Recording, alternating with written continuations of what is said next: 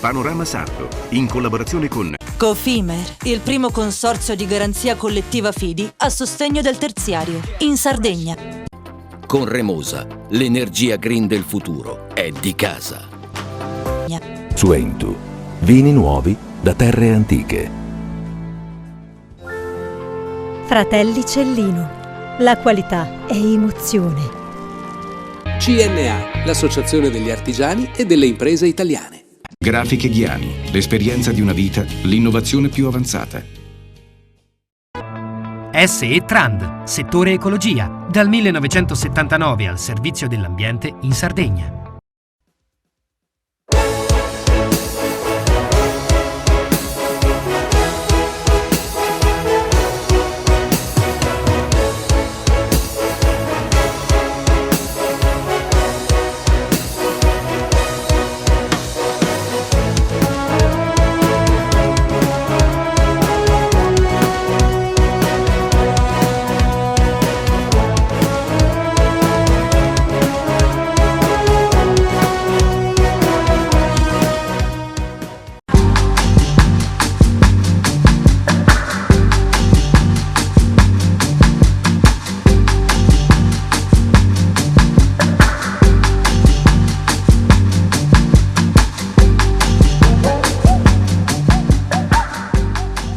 I tre scali aeroportuali regionali hanno presentato nei giorni scorsi la Summer 2025 che ha preso il via domenica. Si preannuncia la miglior stagione di sempre, ma andiamo al dettaglio partendo dall'offerta di 6 milioni di posti disponibili e un network di 89 destinazioni e 154 collegamenti, di cui 105 internazionali e 49 domestici degli scali del Nord Sardegna. Il programma è stato presentato all'aeroporto Riviera del Corallo e prevede 11 nuove destinazioni e 2 nuove compagnie aeree per un totale di 43 vettori che collegheranno l'isola con 26 paesi. Il Costa Smeralda continua a crescere e consolida il proprio network di 81 destinazioni. 118 collegamenti operati da 40 compagnie aeree da e per 22 paesi, 6 le nuove rotte che verranno inaugurate in questa stagione. Edimburgo e Zurigo, operate dal vettore EasyJet, London City della sussidiaria di British, la BA Cityflower, mentre la compagnia tedesca Condor attiverà il collegamento con Norimberga. Infine, grazie alla compagnia Air Corsica, per la prima volta Olbia e la Corsica saranno collegate con voli di linea diretti con partenza e arrivo a Figari. Tutti i principali vettori partner hanno confermato il loro operativo prevedendo incrementi di frequenze ed estensioni del periodo di operatività. L'aviazione generale dello scalo di Olbia nel 2025 si confermerà la più trafficata meta europea, partendo dagli oltre 15.000 voli dello scorso anno. Alghero si appresta ad affrontare la miglior stagione della sua storia con 34 destinazioni, 36 collegamenti che la uniranno a 15 paesi europei oltre all'Italia. Sul fronte domestico, Ryanair collegherà Alghero a Bari, Bergamo, Bologna e Catania, Milano Malpensa, Napoli, Palermo, Pescara, Pisa e Venezia, mentre Volotea offrirà collegamenti per Torino, Verona e inaugurerà la nuova flotta per Firenze. Per quanto riguarda il segmento internazionale, Ryanair volerà verso Bruxelles, Francoforte, Monaco, Londra Stansted, Cork, Dublino, Katowice, Bratislava, Barcellona, Madrid, Budapest. Volotea introdurrà la rotta per Bordeaux e quella per Parigi-Orly, mentre la low cost Wizz Air arricchirà l'offerta con collegamenti per Bucarest, Budapest e inaugurerà il primo collegamento in assoluto per la Sardegna verso la capitale bulgara Sofia. Ulteriore novità per il Riviera del Corallo è il collegamento diretto con Belgrado offerto dal vettore Air Serbia. È la prima stagione che riusciamo a preparare tutta la programmazione estiva lavorando pienamente in sinergia con l'aeroporto di Olbia, e i risultati appunto sono secondo me molto positivi e importanti. Olbia andrà a toccare i 4 milioni di passeggeri, il record storico, e Alghero 1.700.000 passeggeri, altrettanto un record per lo scalo del nord-ovest. Dopo un 2024 che ha visto l'aeroporto di Cagliari tagliare lo storico traguardo dei 5 milioni di passeggeri, la prossima stagione estiva, che ha preso il volo domenica scorsa, si annuncia come la migliore di sempre, con un'offerta complessiva in crescita di circa il 7% rispetto alla Summer dello scorso anno, con oltre 1.400.000 posti offerti sui mercati internazionali. C'è già da oggi la certezza che lo scalo del capoluogo continuerà a crescere con l'offerta di 109 collegamenti che saranno operati da 39 compagnie aeree verso 25 paesi direttamente collegati. Saranno 75 i voli di linea, 31 nazionali e 44 internazionali e 34 quelli con voli charter. Anche quest'anno l'aeroporto di Cagliari consolida la sua strategia di espansione nel mercato scandinavo, estremamente importante per lo sviluppo turistico dell'isola. Dopo il successo del collegamento con Göteborg, introdotto la scorsa estate, la Summer 2025 vedrà l'attivazione di 2 nuove rotte strategiche verso Stoccolma, operata da Ryanair con 2 voli settimanali, e Copenaghen, servita da SAS con altrettanti voli. Questo potenziamento del network mira a soddisfare la crescente domanda di collegamenti diretti con la Scandinavia, un mercato con grande potenzialità di sviluppo per la nostra regione. Per quest'estate l'aeroporto di Cagliari offrirà un programma con oltre 26.000 voli. La compagnia Ryanair collegherà lo scalo cagliaritano con 12 paesi per un totale di 21 destinazioni sulle 40 totali operate per la prima volta a Cagliari dal vettore irlandese. Ulteriori novità riguarderanno il potenziamento delle frequenze verso la Gran Bretagna con British Airways Euroflyer, che servirà l'aeroporto di Londra Gatwick fino a 10 frequenze settimanali, e il vettore Vueling, che potenzierà di oltre il 20% l'operativo su Barcellona. Significativo anche il potenziamento della programmazione di Edelweiss sulla rotta Cagliari-Zurigo, che a seguito del successo operato per la prima volta durante la stagione invernale 2024-2025 prevederà un collegamento giornaliero nei periodi di altra stagione. SmartWings potenzierà il numero di collegamenti offerti sulla rotta Cagliari-Praga di oltre il 50% rispetto all'estate 2024, arrivando a 5 voli settimanali, in crescita anche Austrian Airlines, che aumenterà i collegamenti con Vienna del 25%. Sempre sul fronte internazionale ci saranno notevoli aumenti di voli da parte di Ryanair verso Porto e Palma di Mallorca. È previsto il raddoppio dei voli. Budapest incremento di oltre il 60% e Poznan in crescita del 35%. EasyJet raddoppierà i collegamenti con Lione, mentre Volotea aumenterà dell'80% i voli per Marsiglia. Anche sul mercato tedesco Eurowings potenzierà i voli per Stoccarda di oltre il 20%. Per quanto riguarda il mercato domestico, le più importanti novità riguarderanno l'apertura delle nuove rotte per Pescara, operata da Ryanair, e Catania, servita da Aero Italia, oltre a un significativo aumento dei collegamenti in regime di continuità territoriale, che vedrà il vettore Aero Italia operare 20 voli al giorno da e per Roma Fiumicino e sino a 16 voli da e per Milano Linate, per un totale di oltre 1.000 voli al mese in continuità territoriale.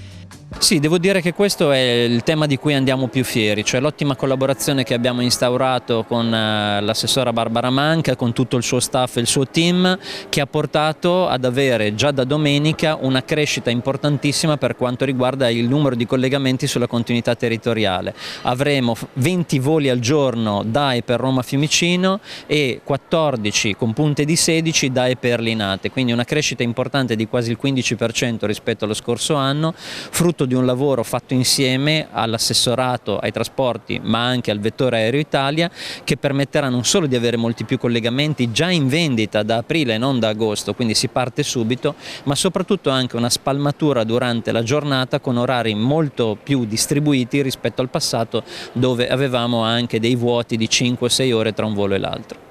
Il lavoro, diciamo, continua soprattutto in una delle aree geografiche che ci ha dato più soddisfazione negli ultimi anni, soprattutto quella del nord Europa. L'anno scorso abbiamo aperto Göteborg, che è stato un successo enorme. Quest'anno rilanciamo con 2 capitali del nord Europa, che sono Stoccolma e Copenaghen, che verranno operate rispettivamente da Ryanair e dal vettore SAS. Diciamo che noi abbiamo anticipato quella famosa indagine del Corriere della Sera che è uscito qualche giorno fa, che ha dichiarato Cagliari come la miglior città in Italia per il clima. Noi l'abbiamo scoperto forse 13 anni fa, ma in realtà insomma, chi vive qui da tanto tempo sa delle meraviglie di questo posto, e soprattutto io dico sempre che è un tema che noi vendiamo all'estero nelle riunioni che abbiamo con le compagnie aeree, è il livello di sicurezza anche di questo posto. Per le famiglie questo è un must, quindi il fatto di poter oggi considerare la Sardegna un luogo sicuro rispetto alle tante destinazioni bellissime che ci sono nel mondo, ma che magari hanno un livello, diciamo così, di attenzione maggiore, oggi questo per noi è un valore importantissimo che dobbiamo comunque preservare. E poi negli anni abbiamo puntato a spiegare alle persone che Sardegna non è soltanto balneare, ma è soprattutto archeologia, cultura, tradizioni, l'enogastronomia, tantissime cose che oggi possono andare a integrare una vacanza tipicamente soltanto di sole e mare. Per quanto riguarda il mercato dei voli charter, tra i 34 collegamenti totali che verranno operati nella Summer 2025, le principali novità riguarderanno il vettore LOT, la compagnia di bandiera polacca che opererà sull'aeroporto di Varsavia, e Sky Alps, che amplierà il proprio network operando su Innsbruck. Confermati inoltre i collegamenti di Tunisair verso la Tunisia e di People's Vienna Line su Alternane in Svizzera. Le principali destinazioni che saranno servite con voli charter: Milano-Malpensa, Parigi-Charles de Gaulle, Stoccolma, Oslo, Bergamo, Lourdes, Lione, Timisoara, Verona, Parigi, Orly, Spalato, Francoforte, Varsavia, Innsbruck, Atene, Amburgo, Altenheim, Sharm el-Sheikh, Nantes, Münster e Tunisi. Con quasi 10 milioni di viaggiatori lo scorso anno, gli aeroporti sardi si sono confermati infrastrutture chiave per la mobilità e lo sviluppo economico dell'isola. Le cifre salgono ogni anno, ma ci sono diverse sfide cruciali da affrontare e vincere nel futuro immediato. Tuttavia il sistema aeroportuale sardo si trova di fronte a sfide complesse. Il contesto internazionale è altamente competitivo e la Sardegna è chiamata ad affrontare la necessità di potenziare sempre di più i propri collegamenti per restare attrattiva per il turismo e il business. Oggi noi abbiamo una mobilità limitata, sicuramente, verso l'esterno. Mobilità praticamente pari a zero all'interno dell'isola, perché abbiamo un sistema ferroviario che conosciamo tutti e non è tanto una volontà di avere l'alta velocità in Sardegna, assolutamente no. A noi basta poter collegare i centri della Sardegna e l'interno della Sardegna con una velocità normale, con un doppio binario. Pensiamo che oggi la Sardegna ha solo 40 km di doppio binario su 370 km di rete ferroviaria complessiva. Ecco, capire l'importanza che i 3 aeroporti connessi tra di loro hanno vuol dire capire l'importanza anche dei trasporti interni, della mobilità interna per i sardi e per la Sardegna. Qualcuno dice che con un progetto di questo tipo pianificato e raggiunto si potrebbe raddoppiare il numero dei passeggeri da 10 milioni verso 20. Ma assolutamente sì, le previsioni ci danno sicuramente già una visione che nel giro dei 3 anni dovrebbe dare un 25-30% in più, quindi tra i 12 e i 13 milioni di passeggeri. Per quanto riguarda invece le proiezioni al 2030 dovremo avere un incremento superiore al 50% e quindi per il 2050, che è l'obiettivo che Aeroporti si dà un po' per tutto il sistema aeroportuale, arrivare a quei 20 milioni che pensiamo possa essere un traguardo raggiungibile per la Sardegna. De Pascale osservava che per il futuro dei 3 aeroporti sardi in un progetto di unificazione sarà importante anche il collegamento ferroviario fra i 3 nodi. È importantissimo perché l'evoluzione della modalità di spostamento dei flussi ormai è quella, cioè si entra in Sardegna ad esempio in un aeroporto, si visita la Sardegna con la speranza che si visitino sempre di più le zone interne e poi si esce da un altro aeroporto, come se fosse un unico aeroporto, come se fosse un unico punto di ingresso e di uscita, e quindi occorre un sistema di trasporto interno efficientissimo, quindi ecco, quello è l'auspicio, che si lavori su questo fronte.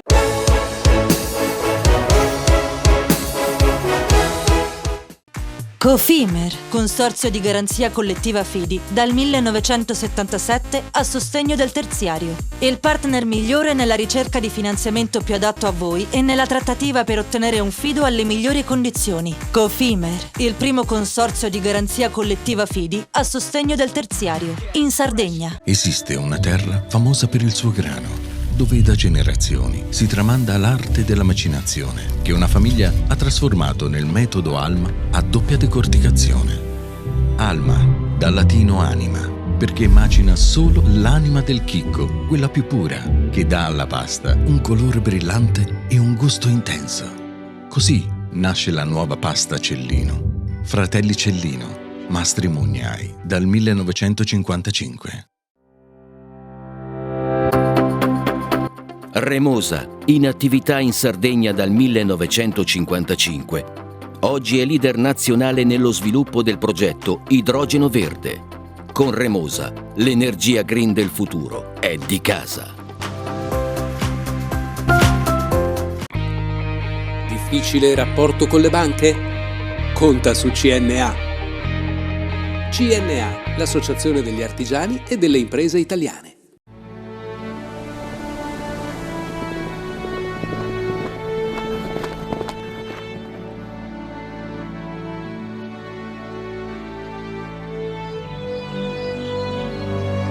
Nel cuore della Sardegna esiste un luogo dove natura e bellezza si incontrano. È qui che nascono i vini della cantina Suentu. Suentu, vini nuovi da terre antiche. Fai impresa, la fai bene, meriti credito. Le garanzie diventano importanti. Il fondo di garanzia agevola il tuo accesso al credito. Se una banca ti presta denaro, hai garanzia a prima richiesta. Se ottieni 100, la garanzia copre fino a 80. La maggior parte delle garanzie è gratis. Il dettaglio sul sito spheres.it. Siamo la più grande industria tipografica della Sardegna. Dall'81 stampiamo tutte le tirature, su tutti i supporti e con le tecnologie più avanzate del settore, garantendoti elevatissima qualità e la più totale dedizione e cura. Grafiche Ghiani, l'esperienza di una vita, l'innovazione più avanzata. Setrand, settore ecologia. Mettiamo a disposizione la nostra struttura organizzativa fornendo un valido supporto per la gestione dei rifiuti speciali pericolosi e non pericolosi. Grazie agli impianti innovativi ed al costante sviluppo tecnico recuperiamo oltre il 70% dei rifiuti da noi gestiti. Dal 1979 al servizio dell'ambiente in Sardegna.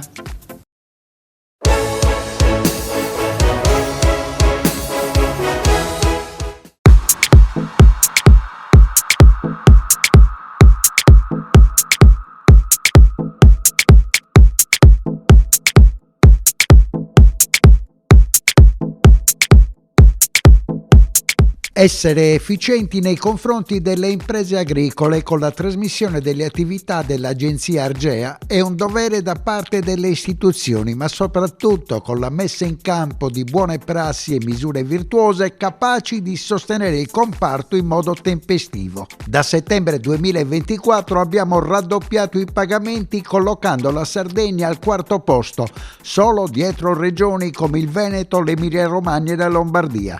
Sono le dichiarazioni dell'assessore dell'agricoltura Gianfranco Satta in conferenza stampa per fare il punto sullo stato di attuazione degli interventi programmati a valere sulle risorse regionali, nazionali e comunitarie.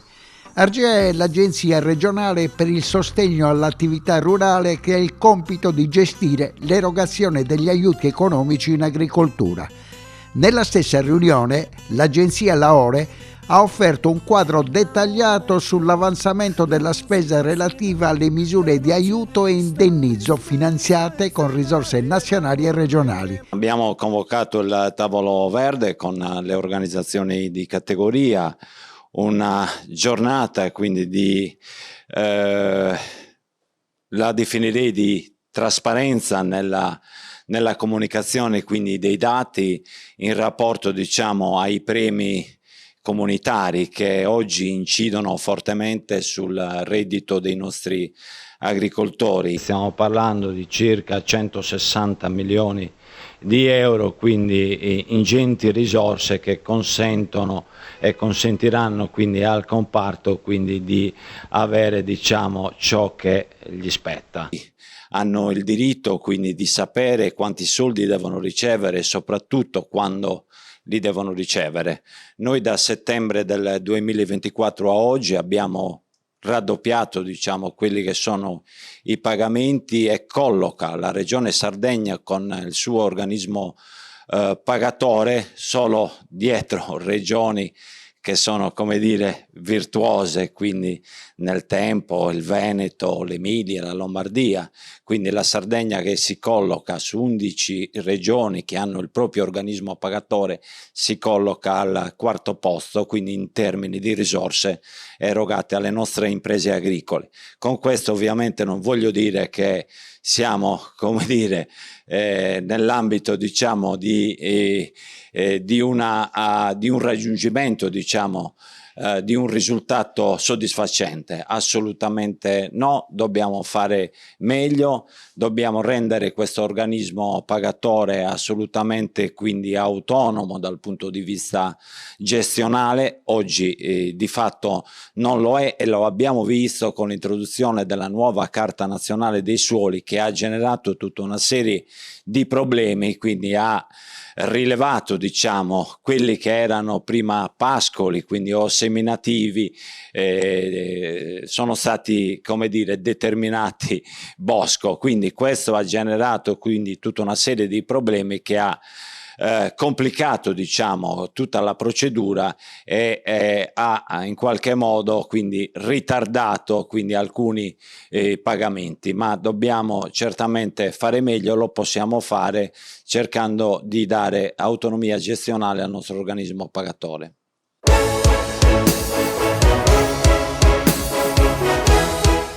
Dopo la convocazione dei giorni scorsi del tavolo verde dell'assessorato regionale all'agricoltura sullo stato di attuazione dei contributi a favore del settore agricolo, le reazioni di Coldiretti e Confagricoltura. Noi siamo convinti che il problema dei pagamenti diretti in Sardegna sia diventato un problema politico grave, perché da una parte abbiamo il regolamento attuativo della PAC che specifica dettagliatamente quelli che sono quello che è il diritto all'eleggibilità delle superfici a pascolo. Dall'altro però ci sono le difficoltà di AGEA a recepire la norma. Questo sta creando un cortocircuito grave, quindi stiamo parlando di centinaia, migliaia di imprese che non hanno ancora ricevuto i pagamenti diretti e questo sta generando uno stallo che ad oggi, ad aprile, ci preoccupa enormemente.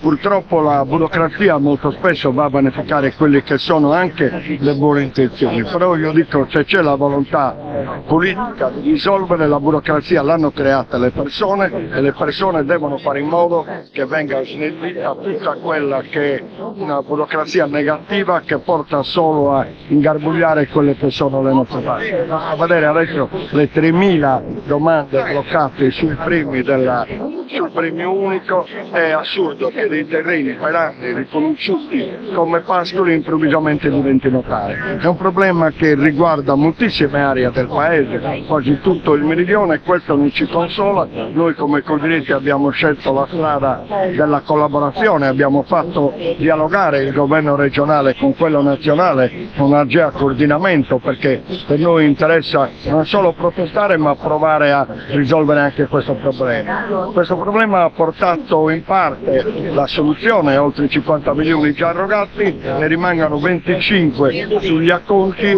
confidando di chiudere il tutto entro giugno così come previsto. Ricordo che se queste problematiche non vengono risolte abbiamo anche il problema molto grave del caricamento delle nuove domande del 2025. Tutta la Sardegna qui a Cagliari per incontrare il nazionale. Sì, siamo qua per incontrare la nazionale, per dare anche un senso di unità, il senso dell'insieme per cambiare.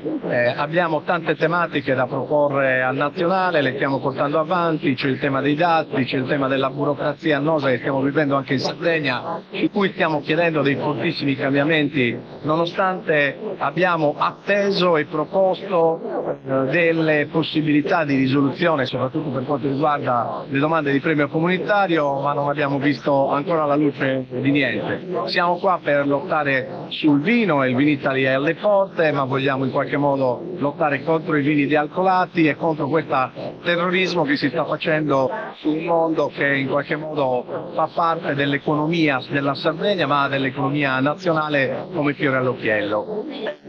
Siamo qua anche per denunciare la possibilità di vedere un'Europa diversa, non contro l'Europa, ma per un'Europa che possa puntare a stare vicino alle aziende e non stare vicino alla burocrazia di un ambiente che spesso e volentieri chiede alle imprese agricole troppi impegni e poche concessioni. Faccio la stessa domanda che ho fatto al Presidente Qualbu. Criticità sono sempre le stesse, il vostro impegno è sempre uguale se non si moltiplica di anno in anno, perché non si riesce a risolvere se non in parte da tutte quelle che sono le costanti di un mondo agricolo che è sempre in sofferenza?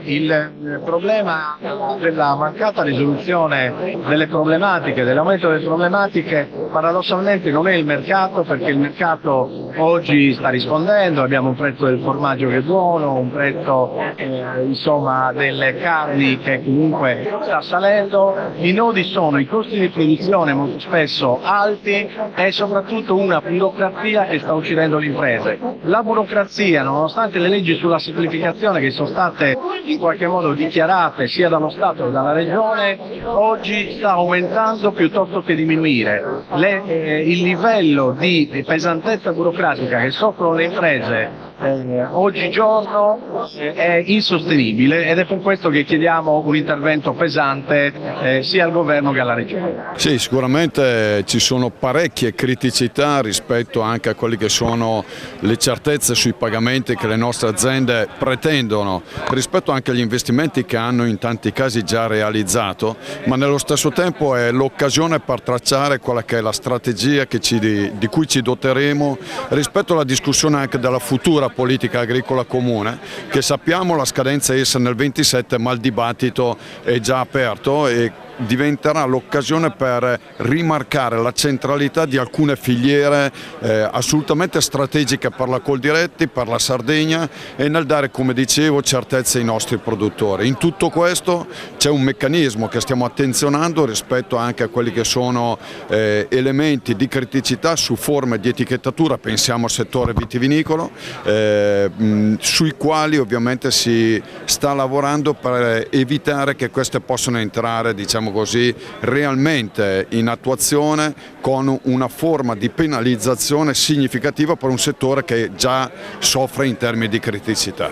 Lo scenario internazionale è quello che preoccupa in questa fase maggiormente rispetto a quelle che sono le esportazioni delle nostre eccellenze. Pensiamo al settore lattiero caseario, pensiamo a prodotti importanti come il pecorino, che proprio nel mercato statunitense hanno uno sbocco significativo, e quindi il lavoro è continuo non a caso noi abbiamo sottoscritto un accordo con gli agricoltori statunitensi dove chiediamo sia al governo statunitense che a quello europeo di non introdurre nessuna forma di penalizzazione fiscale. Riteniamo che abbiamo lo spazio per poter lavorare insieme e entrambi avere soddisfazione. Il tema che noi vogliamo in termini di applicazione è semplicemente la reciprocità. Le regole imposte alle imprese agricole italiane e europee devono valere quando noi importiamo prodotti provenienti da altri continenti, ma su questo con gli Stati Uniti non abbiamo grossi problemi di discussione. Alle porte del Vinitaly, che è il primo evento internazionale per la Sardegna ma anche per l'Italia, c'è anche la questione dei dealcolati e delle famose etichette, già se ne parla da alcuni anni. Perché c'è sempre questa criticità da parte dell'Europa? Ma io penso che il dealcolato oggi è una richiesta diciamo così, di un prodotto che sempre di più in alcune parti del mondo viene consumato. La cosa che noi avevamo sottolineato come Coldiretti è che non ci piaceva chiamarlo vino perché è un prodotto completamente diverso rispetto a un prodotto che ha millenni di storia. Detto questo, ormai il regolamento purtroppo c'è e quindi dobbiamo cercare di lavorare per fare chiarezza nei confronti dei cittadini e dei consumatori, evitando storture, evitando che poi questi nuovi prodotti paradossalmente cerchino di demonizzare proprio quelli che ci hanno caratterizzato, e l'Italia come la Francia sono i due paesi che rischiano di rimetterci di più sotto questo punto di vista. Ancora una volta sul tema delle etichette, proprio nel settore vitivinicolo, io penso che proprio a Vinitaly avremo l'occasione di incontrare Varei, che è il commissario alla salute, dove dopo il lavoro che Coldiretti ha messo in campo nelle scorse settimane ci verrà a dire che non ci sarà nessuna forma di penalizzazione per quanto riguarda le etichette sul settore vitivinicolo. Quindi etichette di carattere allarmistico l'Europa non le imporrà. Per noi questo è un grande passo in avanti, è un lavoro che abbiamo svolto con grande attenzione e interlocuzione.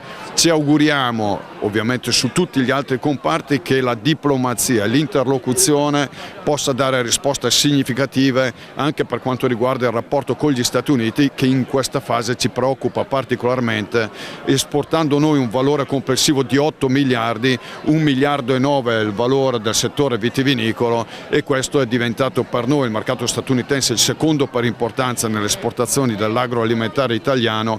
Per quanto cercheremo di avere mercati nuovi, serviranno comunque parecchi anni prima di riuscire ad ottenere un valore così elevato.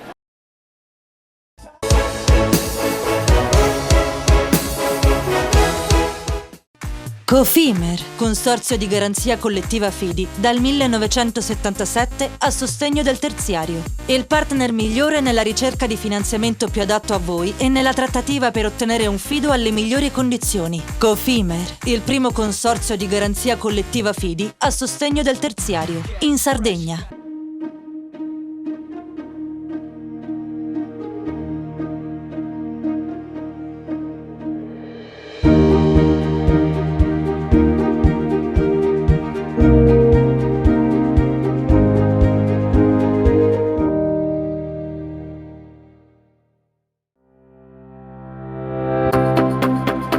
Remosa, in attività in Sardegna dal 1955. Oggi è leader nazionale nello sviluppo del progetto Idrogeno Verde. Con Remosa, l'energia green del futuro è di casa. Fai impresa, la fai bene, meriti credito. Non c'è solo il credito bancario. Con i mini bond e le cambiali finanziarie coperti dal fondo di garanzia, i tuoi progetti trovano nuovi investitori che credono in te. Contatta Spheres.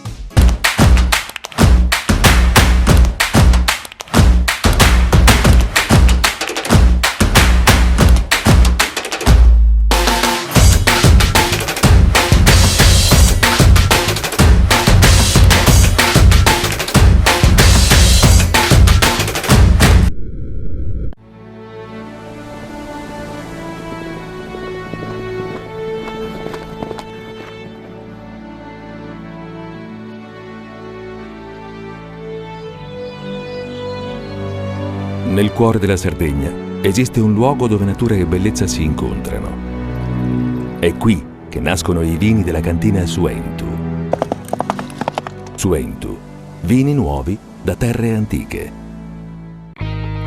Meno scartoffie e più efficienza? Conta su CNA. CNA, l'associazione degli artigiani e delle imprese italiane. Setrand, settore ecologia.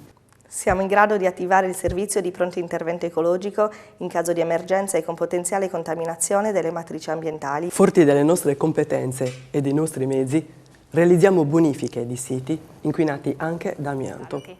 Dal 1979 al servizio dell'ambiente in Sardegna.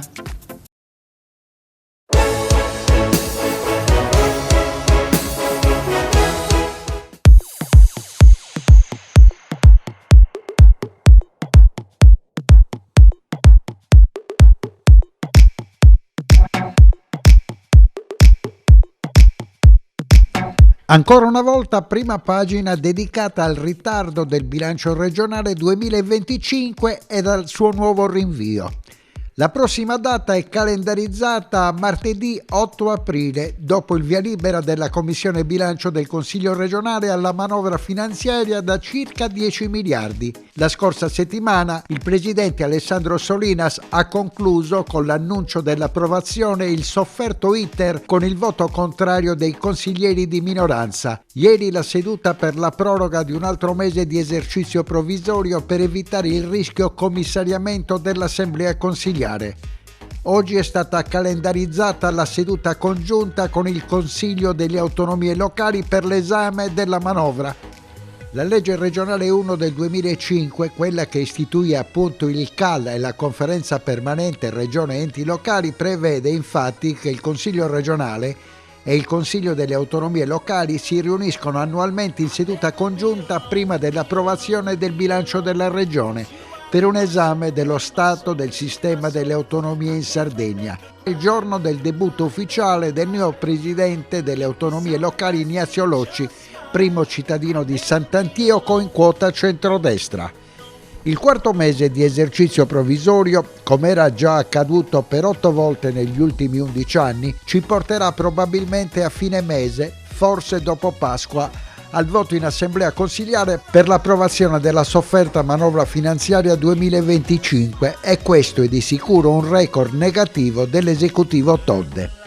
L'assessore della programmazione del bilancio ha ricordato più volte che il ritardo è stato motivato dal fatto che l'esecutivo ha dovuto procedere a 2 variazioni, la prima a luglio e la seconda a novembre, provvedimenti che hanno tenuto impegnati gli uffici e non hanno permesso alla Giunta di poter lavorare alla legge finanziaria.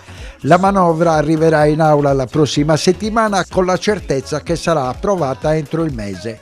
Ma andiamo per ordine. Il 29 gennaio la Giunta, in riunione straordinaria, ha approvato un provvedimento finanziario da 10 miliardi di euro per l'anno in corso, mettendo le basi per la sua proiezione contabile al 2027.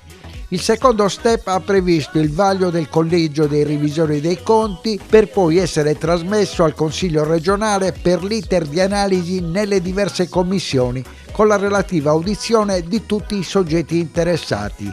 Gli esponenti hanno più volte sottolineato che ne valeva la pena perché c'è stata la possibilità di prevedere ulteriori risorse per la sanità, le politiche sociali, i trasporti, aiuti alle fasce più deboli, per le infrastrutture e l'università che ha subito dei tagli veramente gravosi da parte del governo nazionale e per un importante pacchetto di misure dedicato all'innovazione e alla digitalizzazione della pubblica amministrazione. Una manovra sulla carta particolarmente ricca che nel triennio potrebbe godere di una dotazione di oltre 30 miliardi a sostegno dell'economia e della società isolana.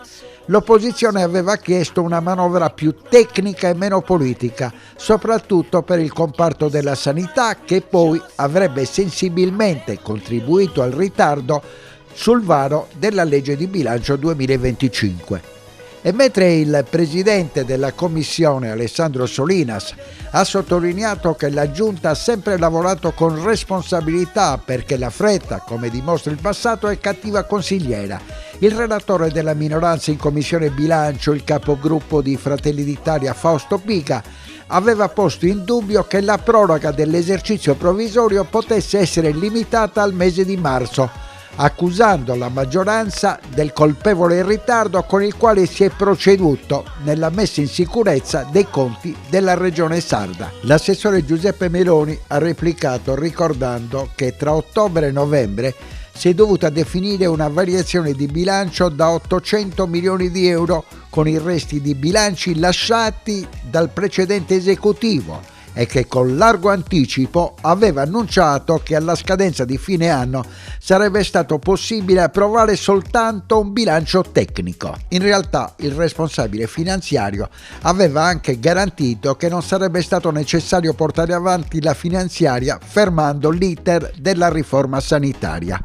Sul fronte emendamenti, la commissione presieduta da Solinas ha approvato solo le proposte di modifica depositate dall'esecutivo, rimandando al lavoro dell'Assemblea consiliare una lunga serie di correttivi presentati dalle opposizioni. Alcuni emendamenti delle minoranze sono totalmente o parzialmente condivisibili nel merito, ha spiegato l'assessore regionale al bilancio. C'è da rivedere qualcosa sugli stanziamenti e quindi si è deciso di rimandarli all'esame dell'Aula. Il testo, varato la scorsa settimana dopo audizioni a tempo di record, secondo gli esponenti della maggioranza, rappresenta un'ottima base di partenza che dà risposte importanti. La Commissione, ricorda il presidente Solinas, ha lavorato in maniera egregia per riuscire a portare in aula il provvedimento nel minor tempo possibile, senza però comprimere il dibattito e dedicando la maggior parte del tempo alle audizioni. L'opposizione ha presentato emendamenti che facevano seguito alle audizioni dei portatori di interesse, quindi parliamo di lingua blu, calamità naturali, autismo, liste d'attesa, costo dell'energia. Emendamenti suggeriti nel corso di una settimana di audizioni dai sindacati e dai rappresentanti del mondo dell'economia regionale. Oggi l'augurio dei sardi è che da martedì prossimo il Consiglio sia capace di una sintesi unitaria per migliorare la finanziaria e arrivare all'approvazione entro il mese. In chiusura è bene ricordare che nel corso dell'esercizio provvisorio la Regione Sardegna si è limitata a spendere appena 1/12 del bilancio dell'anno precedente. Via libera per il pagamento degli stipendi della pubblica amministrazione, spese sanitarie e per lavori pubblici urgenti.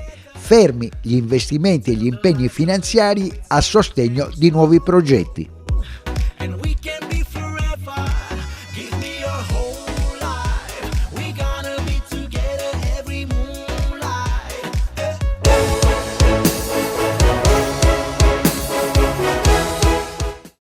Cofimer, consorzio di garanzia collettiva Fidi, dal 1977 a sostegno del terziario. Il partner migliore nella ricerca di finanziamento più adatto a voi e nella trattativa per ottenere un fido alle migliori condizioni. Cofimer, il primo consorzio di garanzia collettiva Fidi a sostegno del terziario, in Sardegna. Siamo la più grande industria tipografica della Sardegna. Dall'81 stampiamo tutte le tirature, su tutti i supporti e con le tecnologie più avanzate del settore, garantendoti elevatissima qualità e la più totale dedizione e cura. Grafiche Ghiani, l'esperienza di una vita, l'innovazione più avanzata.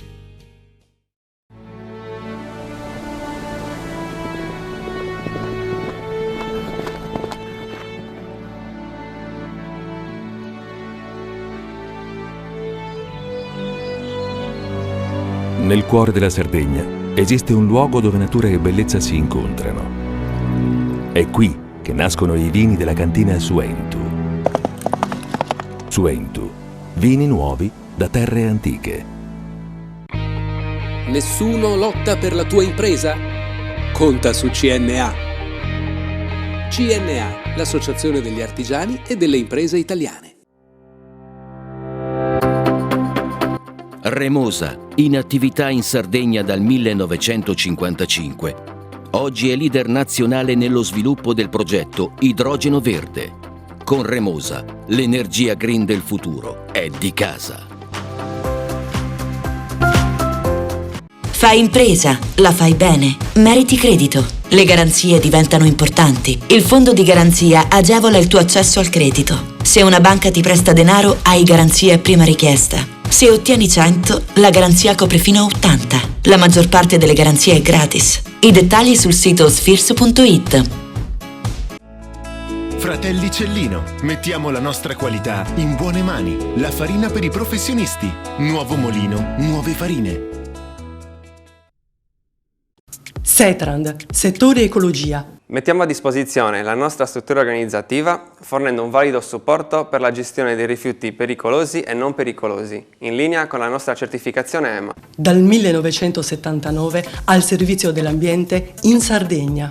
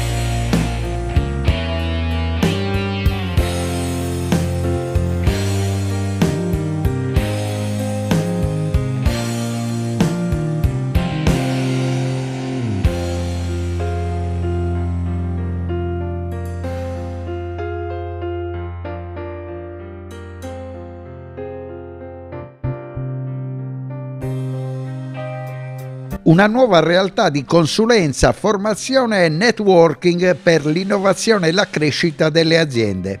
Accendere il cambiamento, generare sviluppo, creare opportunità. Con questa mission nasce ufficialmente ON, la nuova realtà societaria che si propone come punto di riferimento regionale e nazionale nel panorama della consulenza, formazione e networking aziendale. Forte di un modello organizzativo moderno e dinamico, si candida ad offrire soluzioni strategiche e coordinate per rispondere alle esigenze di innovazione e modernizzazione dei principali settori produttivi, con un focus particolare sulla Sardegna e un raggio d'azione capace di estendersi su tutto il territorio extraregionale. A caratterizzare il percorso e soprattutto l'approccio strutturato e sistemico, capace di affiancare aziende e professionisti in un processo di crescita e trasformazione volto ad incrementare il business e il network aziendale. La società infatti si articola in diverse aree di specializzazione, abbracciando i trend più attuali del mercato, performance management, finanza e risorse umane. In quest'ottica, grazie a professionisti di alto livello, ON è in grado infatti di pianificare, organizzare e guidare i processi operativi, facendo leva su competenze strategiche e su un forte orientamento verso i risultati aziendali. Il valore di ON si misura inoltre nella capacità di generare connessioni e creare opportunità attraverso un'attività di networking esclusivo, un sistema di marketing strategico e partecipativo che mira ad amplificare l'impatto delle iniziative aziendali, contribuendo alla crescita delle imprese in un contesto sempre più competitivo e interconnesso. Ma non solo.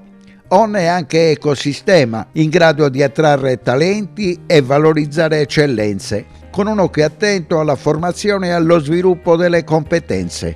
La società si propone infatti come un catalizzatore di innovazione in grado di plasmare il futuro del business e della consulenza aziendale. È un'iniziativa che nasce da un'idea di Nicola Vacca e di un gruppo di 3 imprenditori specializzati.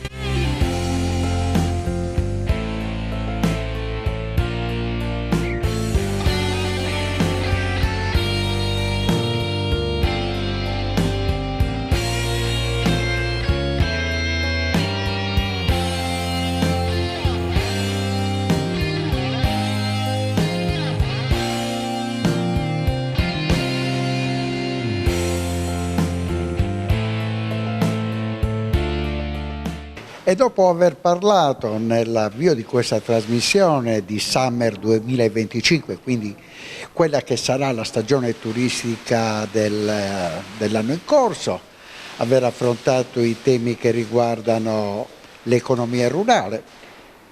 Abbiamo parlato anche di una finanziaria che dovrebbe essere addirittura d'arrivo e adesso parliamo di una novità, parliamo di ON che è un nuovo fattore di sviluppo per l'economia della Sardegna. Partiamo da Andrea Lori. Qual è il vostro progetto?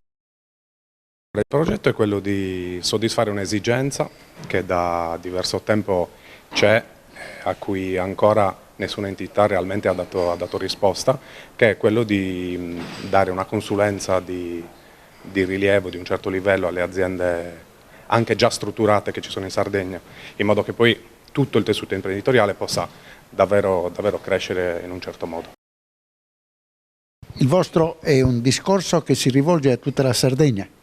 Si rivolge di certo a tutta la Sardegna, è un progetto che nasce ovviamente dall'unione di diverse competenze, ognuno di noi siamo degli imprenditori, dei professionisti che hanno il focus sulle aziende almeno mediamente strutturate e che ovviamente il nostro focus, il nostro obiettivo è quello evidentemente di dare valore aggiunto poi a queste aziende ed va a ricoprire l'esigenza dei nostri clienti che poi in Sardegna evidentemente per ora non c'è.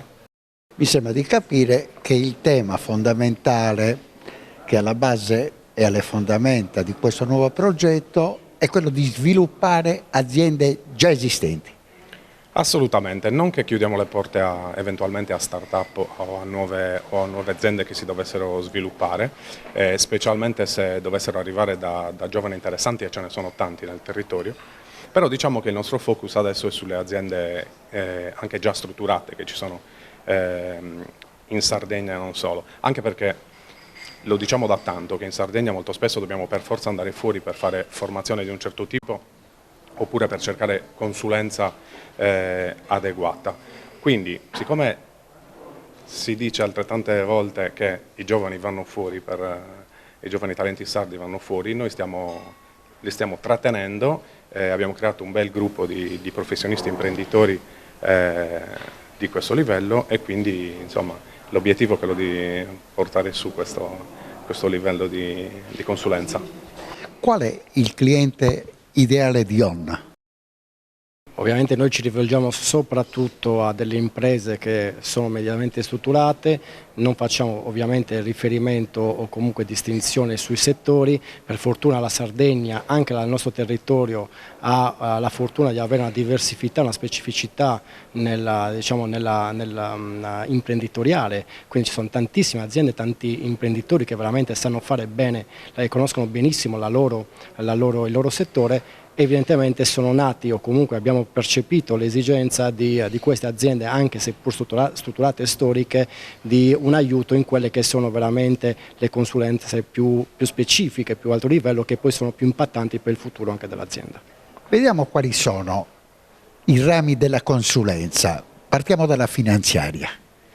Sì, noi lavoriamo sui 3 pilastri principali che sono di interesse per tutte le aziende, quindi quella finanziaria, la parte organizzativa, quindi modelli organizzativi, ingegneria dei processi aziendali e poi il cosiddetto people management, quindi tutta la parte di gestione delle risorse umane, che oggi è insomma una delle problematiche principali sia in termini di gestione pura e sia in termini di attrattività delle aziende e ricerca di talenti e anche mantenere i talenti e le persone che un'azienda ha in seno. C'è uno slogan, sii tu il cambiamento che vuoi vedere nel mondo. Come nasce questo slogan che vi accompagna? Nasce un po' come è nato anche il progetto, dalla convivialità per caso, dallo scambio di opinioni e di quelle che comunque sono le esigenze del territorio. Diceva prima Andrea che molti si fanno riferimento un po', vanno fuori, no, per la formazione o per trovare delle opportunità che in Sardegna magari pensano di non avere.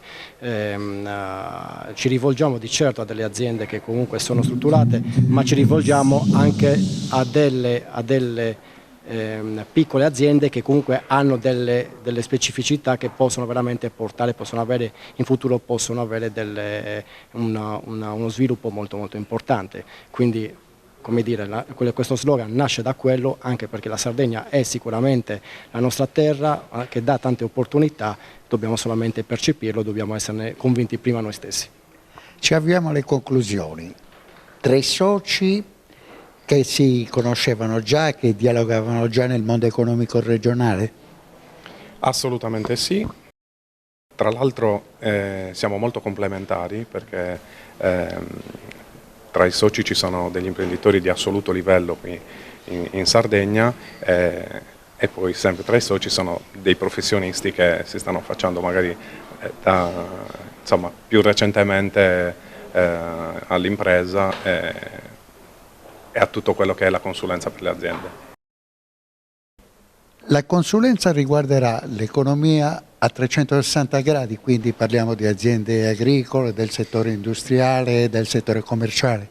Le opportunità che vogliamo dare, facciamo un punto, questa è la somma non solo ovviamente dei soci che hanno avuto magari l'idea, ma quello che è il nostro obiettivo è andare a racchiudere, quindi essere come volano per tutti quegli imprenditori veramente professionisti che hanno delle competenze che possono dare poi valore aggiunto al territorio. Non abbiamo ovviamente dei distinguo nei settori, chiunque vorrà evidentemente andare a migliorare la propria situazione, dare comunque una continuità, perché ovviamente prima si parlava dell'aspetto economico-finanziario, ma molto spesso è molto importante quello patrimoniale, che evidentemente va a racchiudere anche l'argomento del passaggio generazionale, che è molto caro ovviamente al settore e comunque al tessuto economico e imprenditoriale della Sardegna. Ultimissima domanda, come svilupperete il vostro lavoro?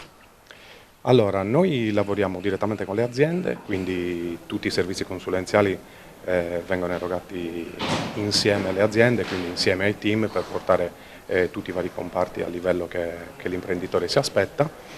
È una cosa molto importante che faremo mensilmente, faremo un evento in modalità think tank, quindi è un modello più chiaro, è un modello anglosassone, in pratica è un insieme di imprenditori e di aziende che stanno insieme, letteralmente si può tradurre come serbatoio di pensiero, quindi un reale scambio di formazione e di messa in campo di tutte le best practice che tutti gli imprenditori dovrebbero avere.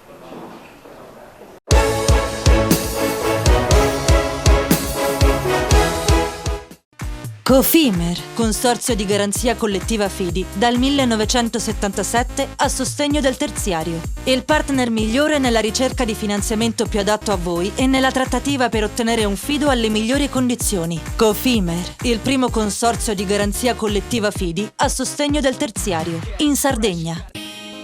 Siamo la più grande industria tipografica della Sardegna. Dall'81 stampiamo tutte le tirature, su tutti i supporti e con le tecnologie più avanzate del settore, garantendoti elevatissima qualità e la più totale dedizione e cura. Grafiche Ghiani, l'esperienza di una vita, l'innovazione più avanzata.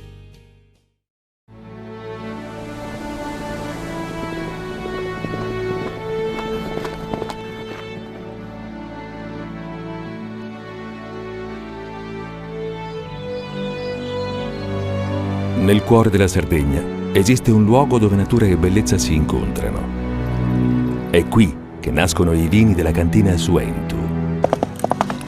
Suentu, vini nuovi da terre antiche. CNA, l'associazione degli artigiani e delle imprese italiane. Difficile rapporto con le banche? Conta su CNA. CNA, l'associazione degli artigiani e delle imprese italiane. Remosa, in attività in Sardegna dal 1955. Oggi è leader nazionale nello sviluppo del progetto Idrogeno Verde. Con Remosa, l'energia green del futuro è di casa. Fai impresa, la fai bene, meriti credito. Le garanzie diventano importanti. Il fondo di garanzia agevola il tuo accesso al credito. Se una banca ti presta denaro, hai garanzia a prima richiesta. Se ottieni 100, la garanzia copre fino a 80. La maggior parte delle garanzie è gratis. I dettagli sul sito sfirso.it. Scopri le fette biscottate speciali Cellino. Latte e miele, cioccolafette e fette di bosco. Tutte senza lattosio e in comode monoporzioni da 4 fette. Per una fetta sempre biscottata. Setrand, settore ecologia. Mettiamo a disposizione la nostra struttura organizzativa fornendo un valido supporto per la gestione dei rifiuti pericolosi e non pericolosi, in linea con la nostra certificazione EMA. Dal 1979 al servizio dell'ambiente in Sardegna.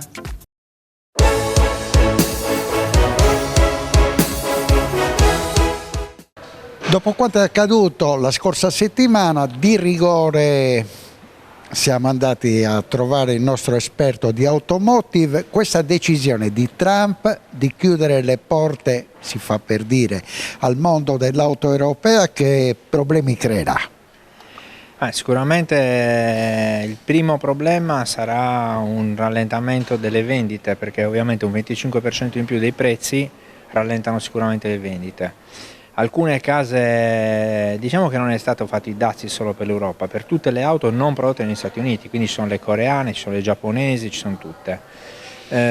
Sicuramente quindi ci sarà un rallentamento a favore delle auto americane, anche se ormai le fabbriche americane sono pochissime.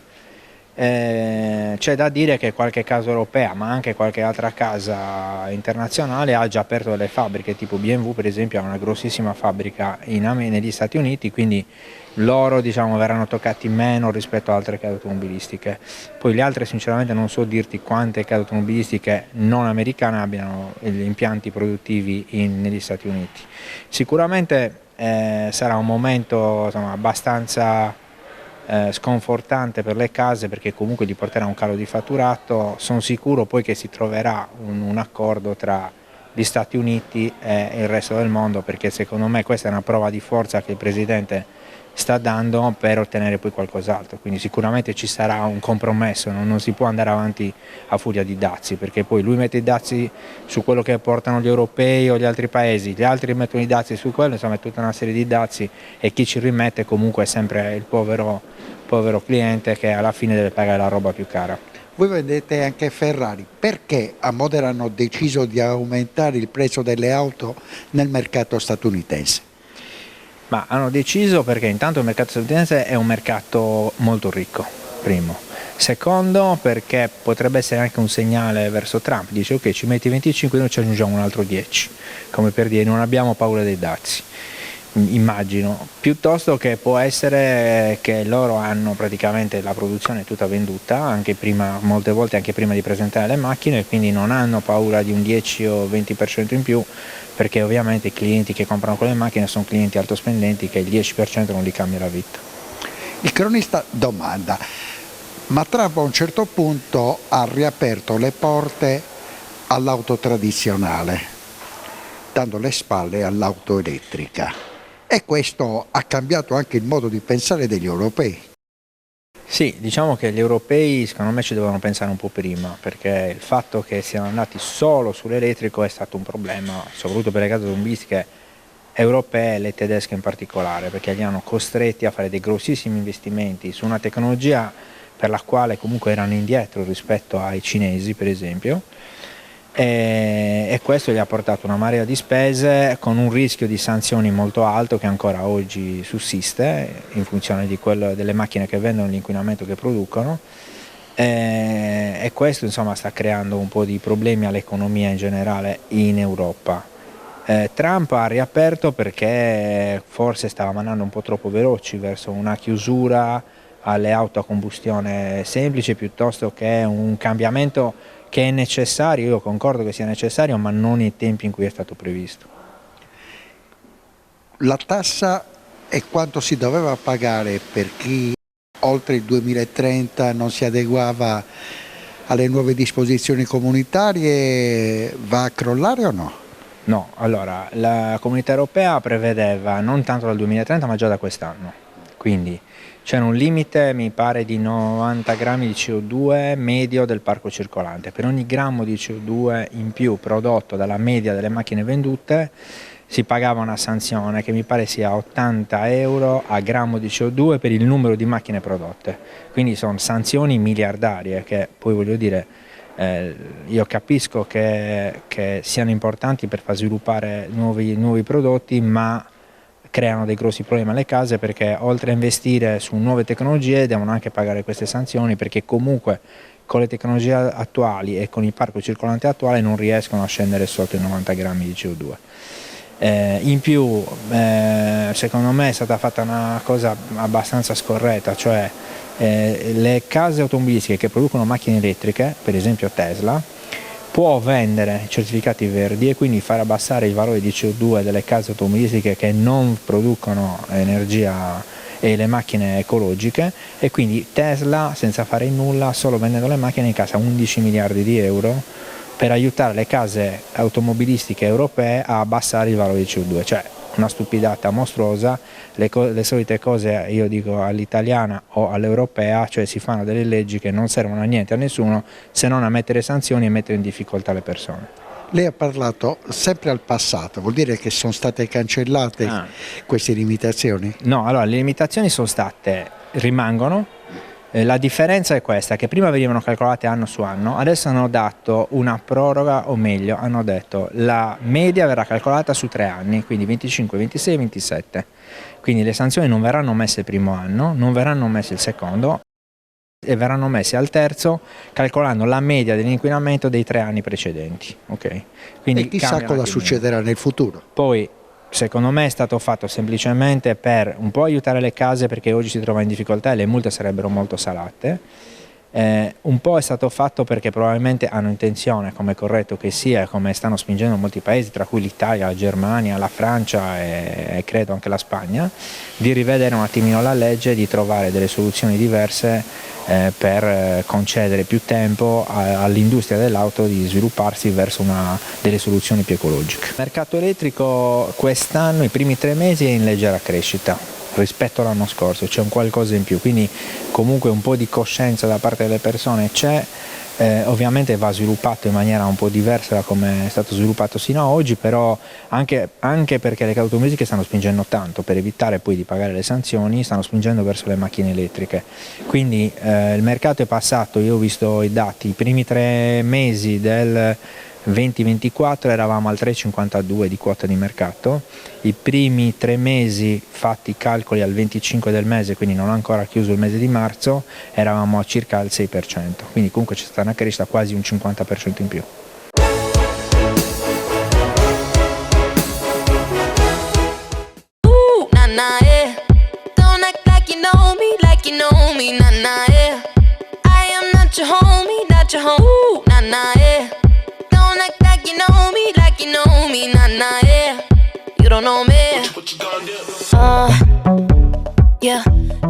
Da ieri è stata cancellata la provincia più estesa d'Italia ed ha debuttato la seconda città metropolitana della Sardegna 9 anni e 55 giorni dopo l'evento analogo che aveva visto protagonista Cagliari. Quella di Sassari è la 15ª città metropolitana d'Italia ed è davvero singolare che nella terra più disabitata del paese siano addirittura 2 gli enti locali intermedi previsti in Costituzione dopo la riforma del titolo V del 2001, che la definisce un tipo speciale di provincia con poteri notevolmente più ampi e molto vicini a quelli comunali, soprattutto in ambito urbanistico. Il nuovo ente locale della Sardegna, con i suoi 66 comuni, riprende in pratica le dimensioni provinciali di qualche riforma fa, e si è coscienti già oggi che avrà una vita difficile. La strada presa non è quella che ha la città metropolitana del capoluogo dell'isola al sud, con un territorio uniforme, con servizi ed esigenze comuni.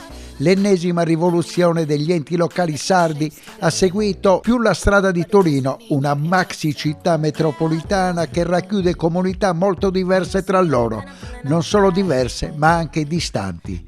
La riforma degli enti locali è entrata nel vivo dopo che la Presidente Todde ha firmato i 4 decreti che formalizzano il passaggio di consegne di beni mobili e immobili, competenze personali della vecchia provincia. Dell'ente unico che gestiva tutto il nord dell'isola alla divisione in città metropolitana di Sassari e provincia Gallura Nord-Est Sardegna. Sulla riforma è intervenuto nel fine settimana l'assessore sassarese agli enti locali, che ha l'unica colpa di aver ereditato questa grande novità amministrativa regionale. Secondo il professor Francesco Spanedda, i due nuovi enti intermedi possono dare risposte ai cittadini.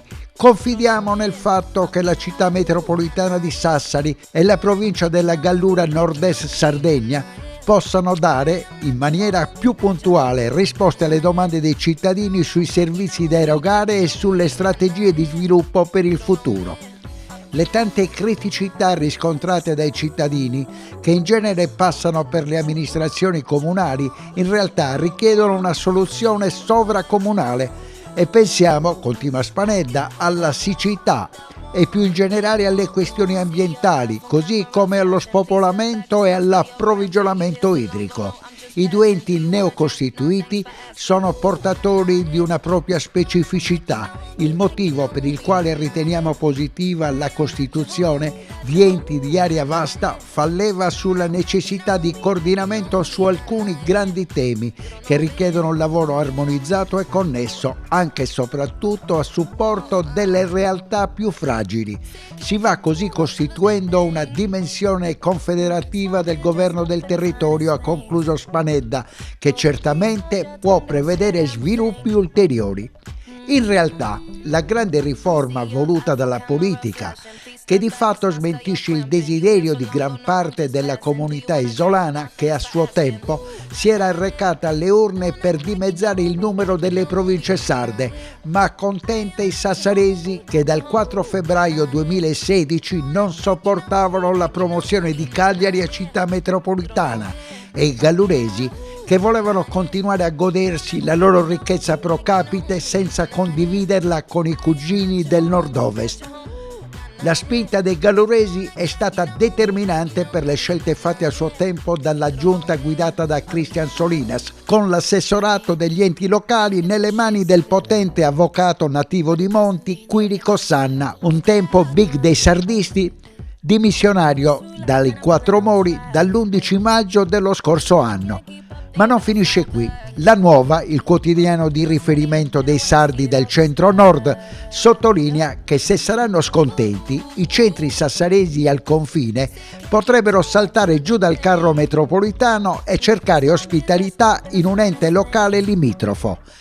E le singole province, per avere più raggio d'azione, potrebbero unirsi. Ci sono già le bozze a matita per una possibile unione tirrenica in alternativa ad un'unione del sud-ovest. Nella 15ª realtà metropolitana d'Italia di metropolitano c'è ben poco, se si considera che dentro ci sono Stintino col suo mare che bagna l'Asinara e anche Nure, che dista appena 40 km da Nuoro.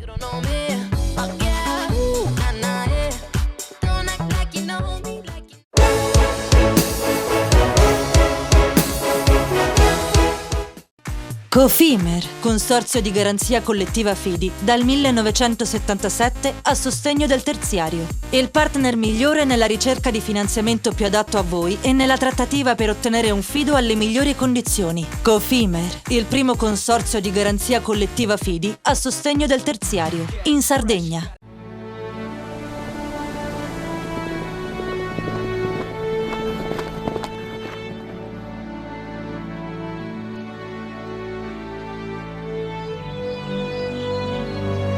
Nel cuore della Sardegna esiste un luogo dove natura e bellezza si incontrano. È qui che nascono i vini della cantina Suentu.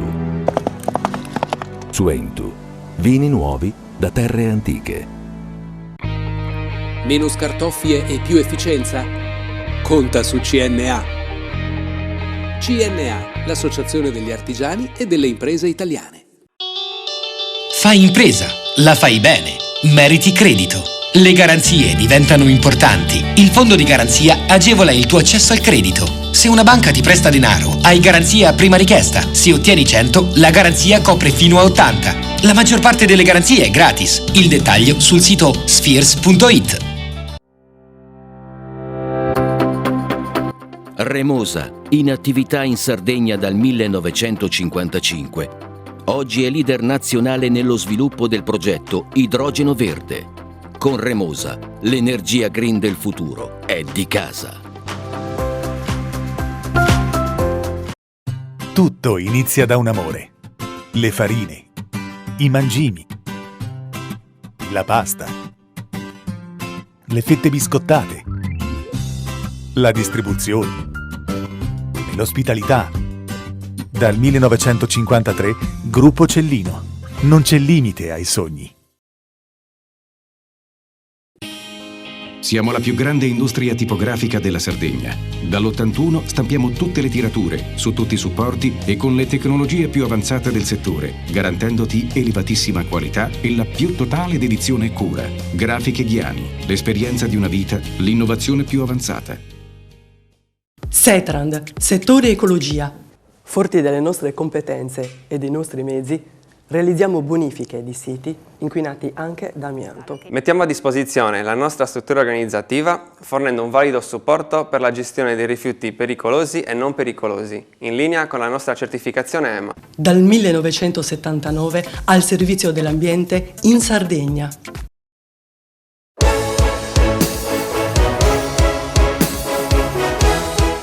E siamo anche oggi in mondo, è un settore totalmente made in Italy, messo in discussione per logiche di cui non comprendiamo il senso né tantomeno il valore. Nel vertice si è parlato di professionalità e sicurezza.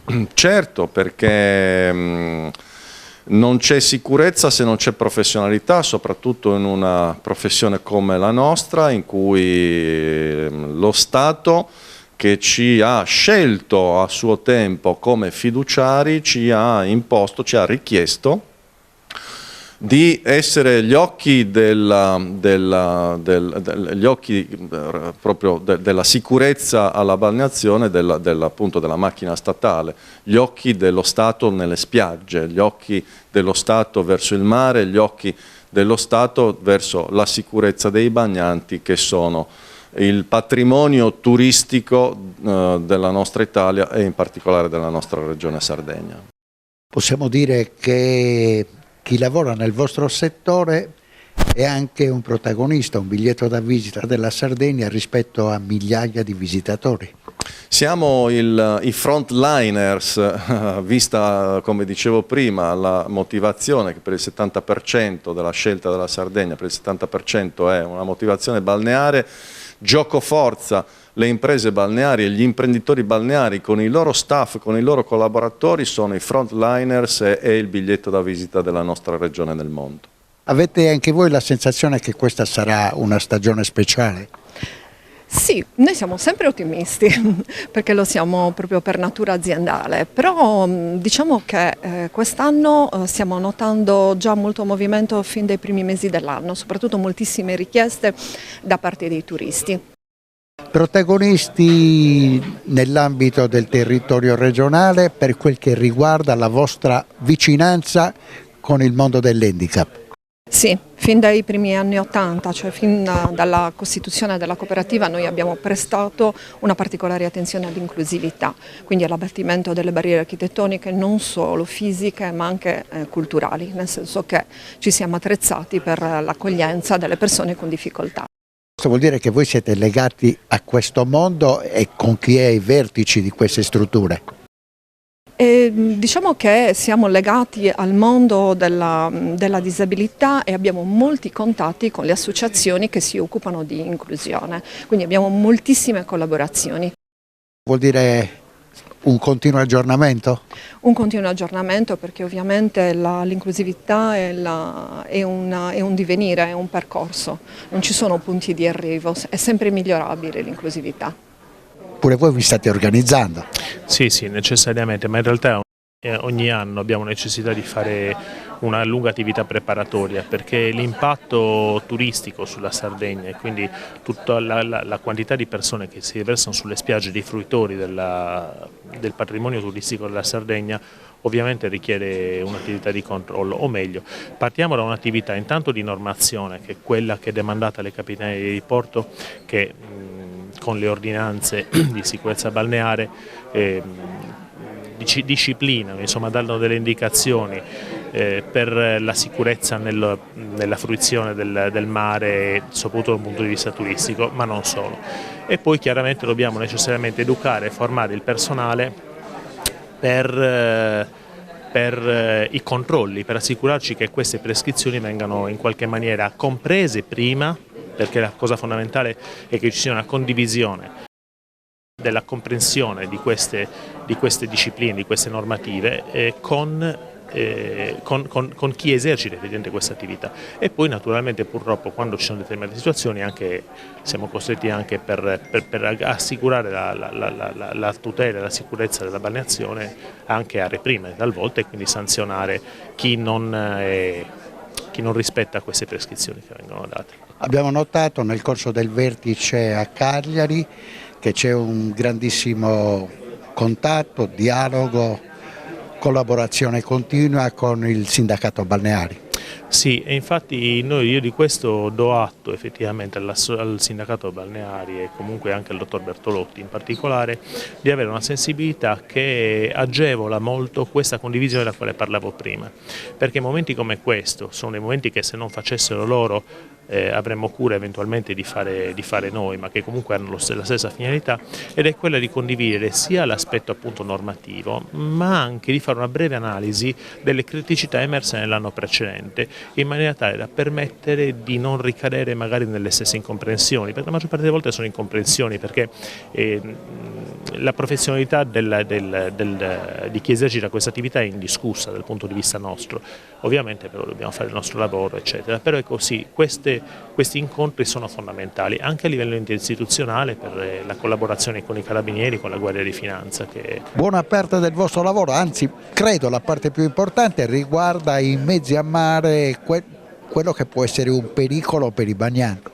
Sì, infatti un aspetto critico è l'interazione tra i natanti da diporto, natanti, imbarcazioni inteso in senso lato, e la balneazione, che devono stare su due piani completamente separati tra di loro. E questo è uno degli aspetti che determina la maggiore criticità, per cui il nostro personale, quello impiegato sulle unità navali, sulle motovette eccetera, assicura soprattutto che venga rispettata questa separazione, questa netta linea di demarcazione, che ripeto, non tutti coloro che vanno sui natanti, tutti coloro che portano natante sono tutti degli esperti e dei provetti marinai, e questo talvolta può generare delle criticità, come anche talvolta gli stessi bagnanti eccedono i limiti, soprattutto da un punto di vista geografico, i limiti di distanza dalla costa, all'interno dei quali invece dovrebbe mantenersi la balneazione, e questo crea quell'interazione che sì diventa una criticità per noi. E siamo davvero alla volata speciale, lo facciamo con la presidentessa dei balneari sardi.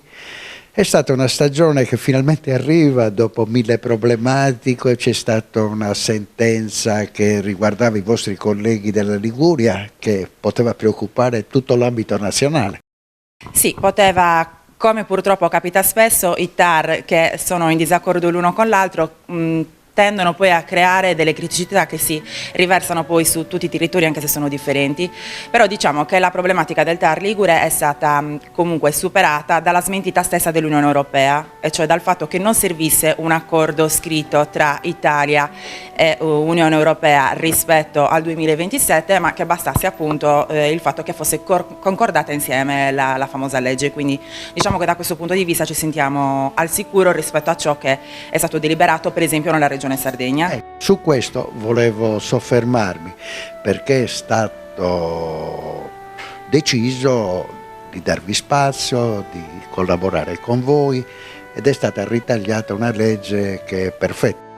Sì, diciamo che ci riteniamo soddisfatti di quanto ha fatto la Giunta regionale sarda, perché comunque è un buon compromesso tra quello che sono diciamo gli interessi della parte pubblica, che si deve mettere in regola per quanto riguarda tutta la parte del piano di utilizzo dei litorali, quindi finché non mettono in regola, i comuni non si mettono in regola, noi possiamo continuare ad esistere, e quindi fino al 2027 diciamo ci sentiamo al sicuro, però è tutto in divenire, quindi siamo soddisfatti di quanto ha fatto la Regione Sardegna, ma siamo comunque preoccupati da quello che possono essere i decreti attuativi e il fatto che magari non ci venga riconosciuto il famoso indennizzo che tanto chiediamo. Pronti via, dopo Pasqua inizia la stagione, in quanti saranno a scendere in campo nel vostro settore? Questa è una bella domanda. Quanti saranno a partire subito? Non lo so, perché secondo me questa incertezza ha creato veramente uno scompiglio tale da non essere ancora riusciti a programmare su tutto il territorio le aperture e quindi probabilmente non saremo tantissimi ad essere operativi da subito. Quando arriviamo al momento clou della stagione invece saranno migliaia. Siamo migliaia, ma perché c'è tutto un indotto intero, quindi ristoratori, albergatori e balneari sono un mondo veramente vasto, perché altrimenti se guardiamo alle sole concessioni demaniali su spiaggia, cioè di sdraio e ombrelloni, gli operatori non sono tantissimi e lo dimostra il fatto che comunque tutta la costa è pressoché sfornita appunto di servizi e di stabilimenti vari. Nel vertice di giovedì a Cagliari si è parlato di professionalità e sicurezza, ma chi sono le persone che sovrintendono a questo tipo di argomento? Nel senso, come allevate i vostri operatori? I nostri operatori sono ovviamente formati dal proprio datore di lavoro, però in questo caso la sinergia con le forze dell'ordine ci permette comunque di sapere cosa ci si aspetta da noi, quali sono comunque i requisiti che devono avere il personale che appunto noi stessi formiamo e che si forma comunque anche attraverso tutta una serie di corsi professionali, insomma, e quindi riteniamo fondamentali questi passaggi con le autorità che oggi si sono messe a disposizione proprio perché c'è uno scambio reciproco di informazioni e di mettersi a disposizione gli uni degli altri.